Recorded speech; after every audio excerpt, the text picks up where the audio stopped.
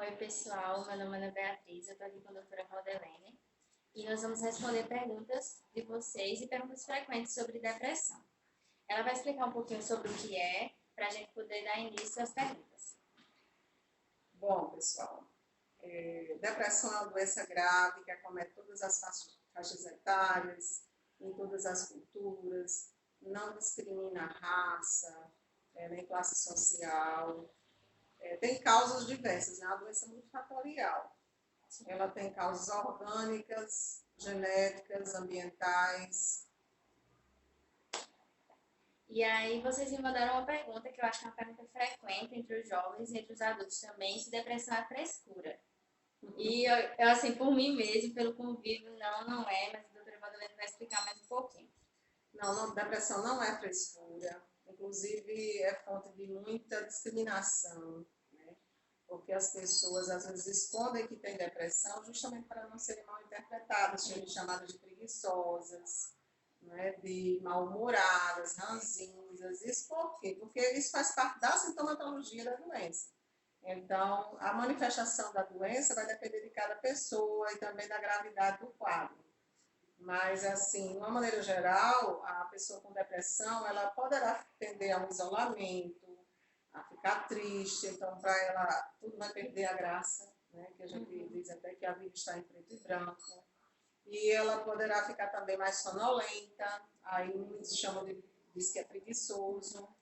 E alguns até vão também ter um comprometimento da memória, né, da capacidade de se concentrar.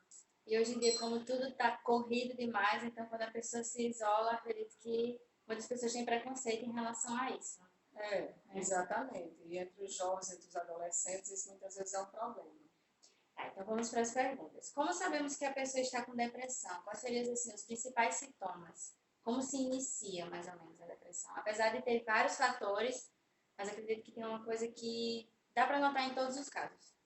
Olha, Bia, inclusive eu estava estudando mais sobre o assunto e vi que não é a depressão, são as depressões.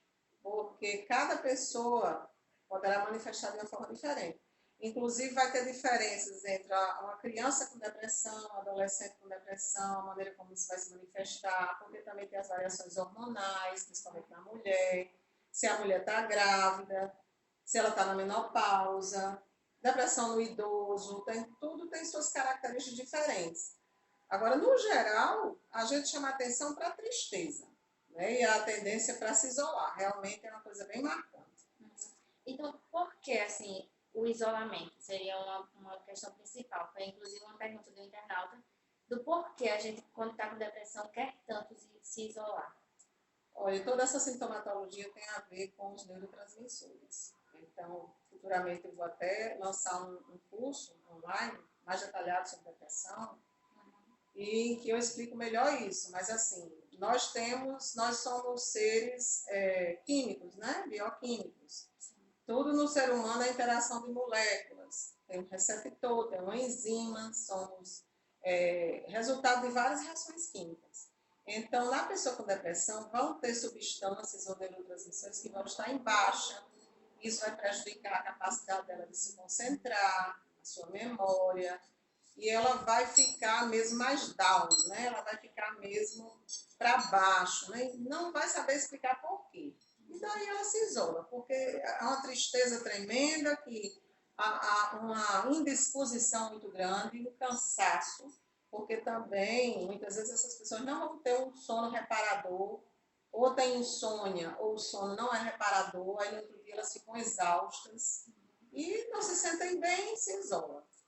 E aí, teve um internauta que perguntou também sobre a questão da agressividade. A senhora estava me explicando que tem não só agressividade, mas a pessoa pode ter picos de sentimentos e outros sentimentos serem mais abafados. A senhora poderia explicar mais? Um dos sintomas da depressão que muitas vezes não é interpretado é essa agressividade. E ela pode estar presente em adolescentes e muito frequente também no homem, pela mesma questão de variação de neurotransmissores, né? Que não dá para detalhar aqui, que eu detalho em outro vídeo que eu vou falar sobre isso. Tá, ok. Como a gente pode ajudar, assim, quando a gente percebe que uma pessoa está muito triste, e aí como é que a gente pode ajudar essa pessoa? Indicar alguma ajuda? Qual seria a ajuda realmente recomendável para uma pessoa que está em depressão? Onde tem que procurar um tratamento, né? Então, assim, existe a psicoterapia, o tratamento com psicóloga, em alguns casos vai ter que usar medicação, daí a importância de passar por um profissional, né, ser avaliado pelo psiquiatra.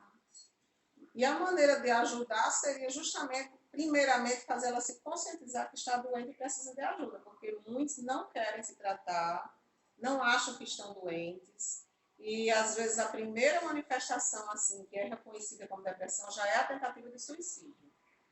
Uma outra forma que eu gosto de destacar, já que eu escrevo um livro sobre isso, a parte da espiritualidade, a interferência que isso tem sobre a saúde, eu gosto de destacar que uma prática religiosa ajuda muito, né? A ajudar a pessoa a superar. A fé, ela ajuda a superar o problema. Não é que poderá ser curada, sim, milagrosamente. Existem milagres, mas assim, É uma forma de ajuda e não o tratamento em si. De qualquer forma, a pessoa teria que ir atrás do tratamento. é uma ferramenta, entendeu? Porque muitas vezes ela não encara, ela está assim, muito decepcionada, ela está com outros problemas que levaram ela a ter depressão. Muitas vezes é causa ambiental ou epigenética. Então, daí a importância dessa pessoa ela ter uma fé, ela buscar uma prática religiosa, um grupo, porque o próprio grupo religioso ele vai auxiliar a pessoa nesse processo. E aí outra pergunta. O pensamento quero desistir, mas preciso continuar, é um pensamento depressivo? Pode ser, depende da frequência. Né? A pessoa com depressão ela tem muitos pensamentos negativos. Ela tem frequentes pensamentos de autodesvalorização, então assim, ela fica enfatizando muito os defeitos dela. Então assim, no adolescente é comum, principalmente na menina, eu tô feia, eu tô gorda, eu tô magra demais, né? Então, eu vou desistir, pode ser, porque assim, momentos de tristeza, decepção, frustração, todos nós temos. Agora, daí, a frequência com que está acontecendo e que faz com que a pessoa desanime dos estudos, né? Não queira ir para a aula, não queira ir para a faculdade. Essa desistência aí é que pode ser um sinal de depressão. Agora, uma frustração que você supera, né? Uma tristeza que passa logo e que não deixa sequelas, isso não é depressão. Doutora Madalena, as perguntas seriam só essas, mas aí a gente vai estar gravando outros vídeos. Se vocês tiverem mais perguntas, coloquem nos comentários. A senhora tem o curso, eu gostaria que a senhora divulgasse sobre o curso e sobre os livros também que a senhora escreve. Uhum. Então, em breve vou estar lançando na internet, né, um curso online sobre depressão. Eu vou tirar mais dúvidas e vou abordar causas, sintomas mais detalhadamente, falar mais dessa questão de neurotransmissor, dessa parte química, vou falar com mais detalhes. E vou falar também questões relacionadas ao suicídio, né, que hoje, infelizmente, está acometendo muitos jovens. Já é a segunda causa de morte entre os jovens aqui no Brasil. Né? É uma coisa muito grave. Tem crianças de 9 anos tentando se suicidar.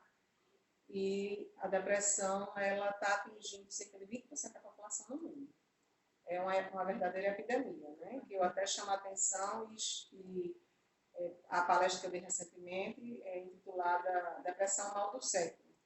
E os livros que eu escrevo são livros que demonstram justamente a importância da espiritualidade na vida do ser humano, porque isso é inerente ao ser humano e é uma fonte muito rica que a gente pode se abastecer para sair de várias doenças. E a maioria dos trabalhos que relacionam a importância da espiritualidade e a saúde estão no campo da saúde mental. Aqui no Brasil mesmo tem muito trabalho na revista de psiquiatria, brasileira de psiquiatria, mostrando menores índices de suicídio em populações que têm alguma prática religiosa, mostrando que jovens que participam de grupos religiosos se envolvem menos com drogas, com menos, abusam menos do álcool, também se recupera mais fácil de depressão. Então, todos esses benefícios do exercício da espiritualidade.